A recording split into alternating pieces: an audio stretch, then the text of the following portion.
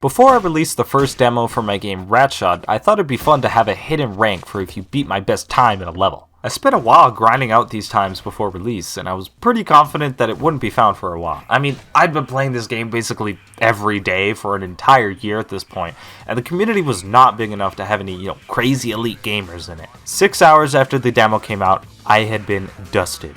Twice. In that moment, I realized I had much to learn about the mechanics of my very own game.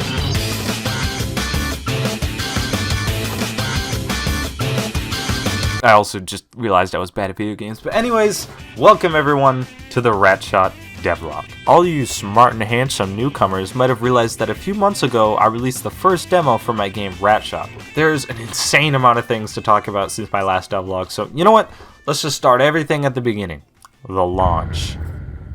Now, before the demo came out, there were 3 big things I was looking out for. Did people go back to get all the collectibles? Did people spend time going for P ranks? And were people speedrunning the game? It's kinda hard to get a straight answer out of people on how much they actually liked your game, so the best way I've found to tell if people really enjoyed it is if they went back to do these extra things and, 100% the demo. Besides just watching what people did, I also made a Google form for people to submit feedback and stuff. There was some cool data to sift through, no one hated the game, so that's a plus, and I also had a section for people to type their feedback, which got a lot more responses than I thought it would. I read them all. I was dry-eyed on my phone in bed, so I can't guarantee how much I'll remember everything, but I did indeed read. Overall though, the main goal of the demo was to test out the basic gameplay, make sure that the average person would play it and be like, yeah, this is good. But all that aside, let's get into the question of the hour, the speedrunners. Now, before we talk about literally anything, I need to set one thing straight. I am not a speedrunner. The game I have the most runs in on speedrun.com is a Peppa Pig memory game. And even that's more impressive than my Pizza Tower and Ultra Kill runs. Point is, I don't know jack about speedrunning, so I didn't know what to do to make RATSHOT a good speed game. I was kind of just taking stuff that other good speed games had and throwing them in RATSHOT. Cool tech, timers, shortcuts, etc. And honestly, all of these did work in some ways, but there was one big issue with RATSHOT that was sort of halting its speedrun potential. To show you what I mean, let's take a look at one of the first speedruns that was uploaded of the game's first level, the Plan 2010.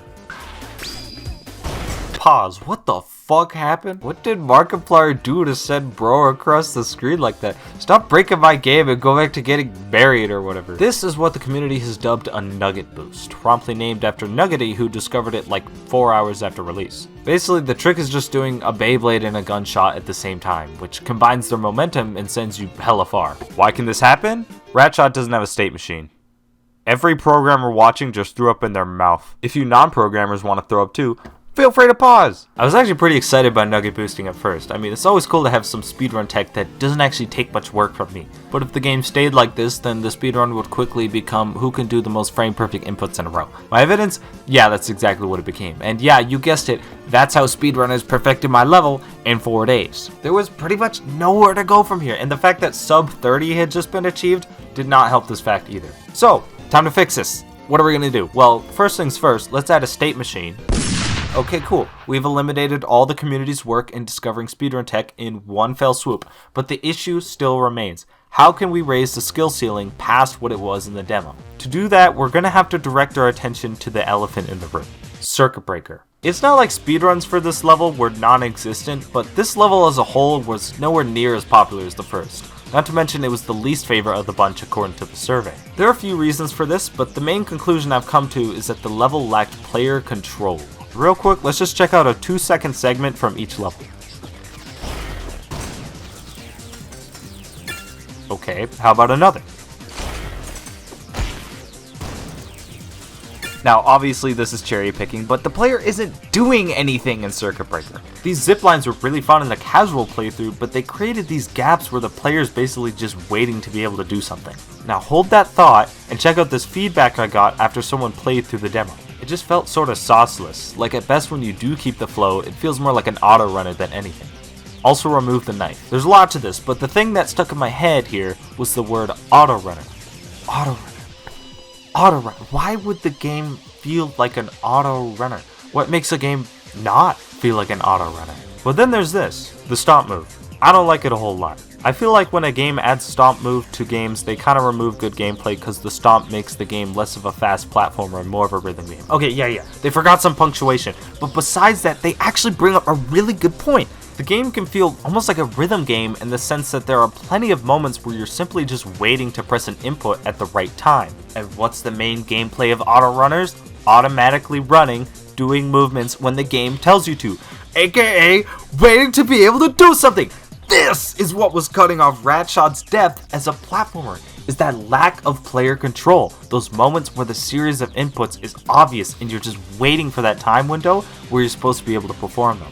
Which means the Beyblade wasn't enough, people. We're gonna need more depth. Do I add a new move, more movement tech? Do I change the level design to be more open and allow for a less obvious correct route? Probably all of those things, honestly, but the name of the game overall is this: keep the player on the ground and in tight spaces. Want to know how I figured that out? Well, then it's time to talk about what I've been working on for the last 2 months. Introducing Laundromanic.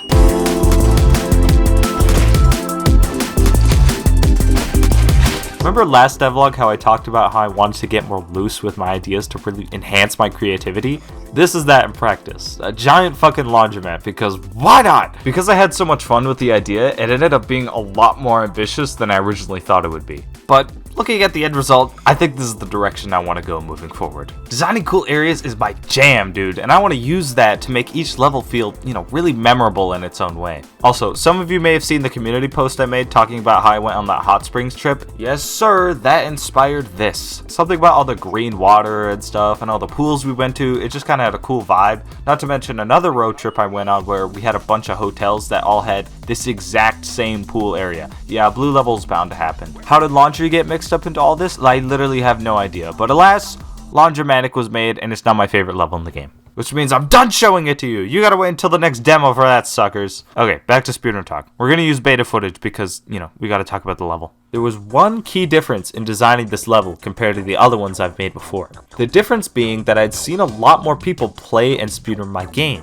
What I failed to mention earlier is that any percent was not the only speedrun category for the RATSHOT demo. Another one, primarily done by icons, was min cash. These speedruns had actually really interested me as the routing for them was insane. The shenanigans that had to be pulled off to not get any money made things really interesting, and the fact that Circuit Breaker had so much unavoidable cash was another factor in why I was so uninteresting to speedrun. So instead of my brain thinking of the regular route and the P rank route, I was also thinking of the any percent route and the min cash route. Not to mention, a lot of people's favorite parts and levels were those that had invisible routes for more skilled players to take, such as drilling on the enemy in 1B to skip the long jump on the right. In other words, my brain was in a more routes equals more good mode, and the resulting level became a lot more open. After roughly 2 weeks of grinding out level design, I sent it over to my friend KB to try. They were the world record holder for the Plan 2010, so surely they'd love all this cool speedrun stuff. The level sucked, man.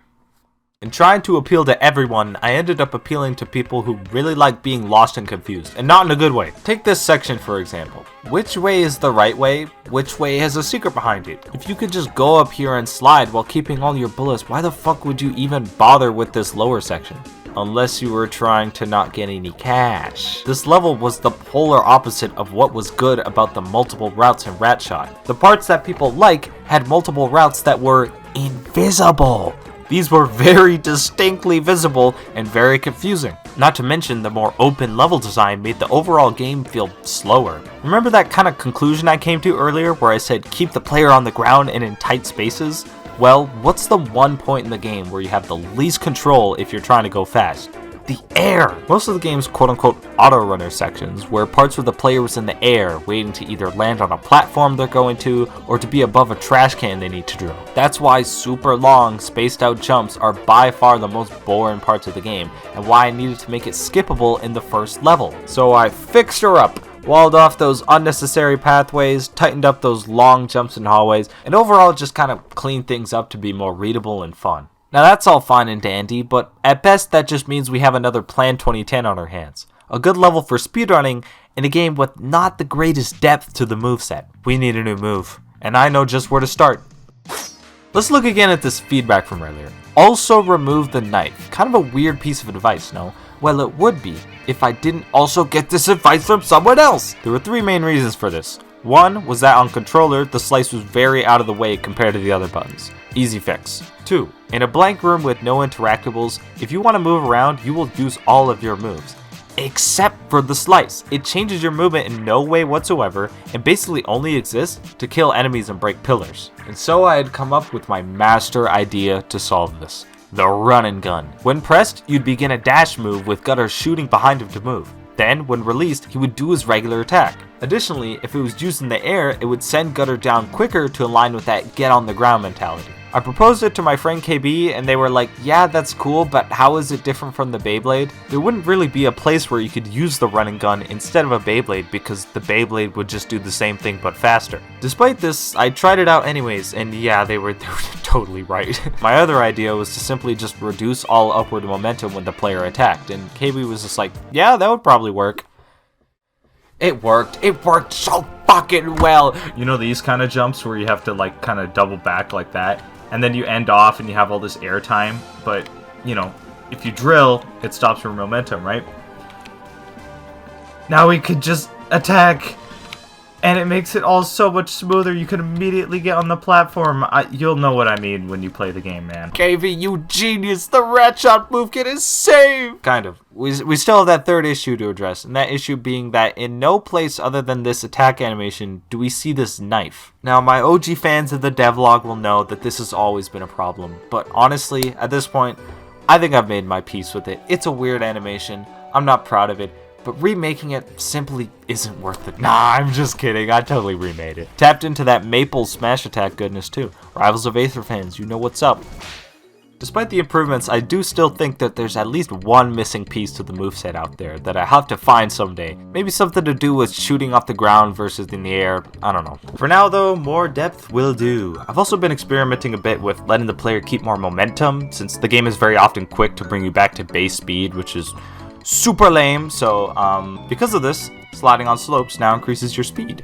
Nice. Overall though, I think things are headed in the right direction. My work obviously isn't done with fixing up the moveset, and like I said before, things are going to be tweaked right up until release, but I'm confident by then that the game will feel a lot better than the demo, and hopefully that speedrun.com page for RATSHOT will start filling up. Speaking of pages on the internet about my game, did you know RATSHOT has a Steam page now? If anything in this video looked remotely cool, please man, do me a solid and throw it in your wishlist. The worst thing that could happen from this is someone sees it on there and gives you a free game. I mean, there's no reason you shouldn't really. And hey, if the game hits 1,000 wishlists after a month of the video being out, I'll add an option to the game that adds a 1 in 10,000 chance for you to be jump scared every second, like that one Terraria mod. 1 million wishlists and it gets turned on by default, so go wishlist the game! There's so much other cool stuff happening behind the scenes that I want to talk about, but at the same time, I want to get back to that cool stuff behind the scenes and continue working on it.